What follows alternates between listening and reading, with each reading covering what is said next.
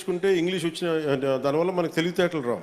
The creative capacity, innovate చేయగలిగే mind, ఇవన్నీ రావాలి అంటే మటుకు చాలా మల్టీ టాలెంట్స్ కావాలి మనకి.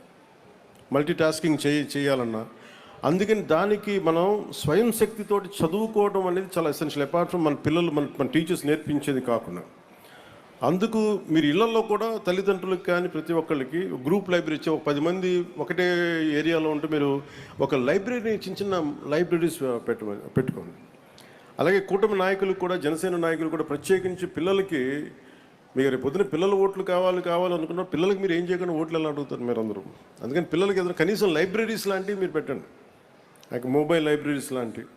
అందుకని నేను నా సైడ్ నుంచి మీ లైబ్రరీని, నేను ఈ స్కూల్ని నడిపితే ఎలా ఉంటుందో అలాంటి లైబ్రరీ మీకు నేను మంచి పుస్తకాలు పంపిస్తాను మీకు. అది ఇంగ్లీషు, అలాగే మీకు 3 భాషలు వచ్చు. మీకు ఆ 3 భాషలకు సంబంధించి మీకు ఒక హిందీలో మీకు రామ్ధారీ సింగ్ దినకర్ లాంటి ఒక గొప్ప రాష్ట్ర కవిని మీకు చదివేలాగా ఒక హిందీ పుస్తకాలు, తెలుగు పుస్తకాలు, మంచి ఇంగ్లీష్ పుస్తకాలు, ఇవన్నీ నేను మీకు సెలెక్ట్ చేసి దాదాపు నాకు బడ్జెట్ తెలియదు కానీ అంటే మీ లైబ్రరీ నిండిపోయేంత పుస్తకాలను కొత్త బీరువాలు కూడా పంపిస్తున్నాను.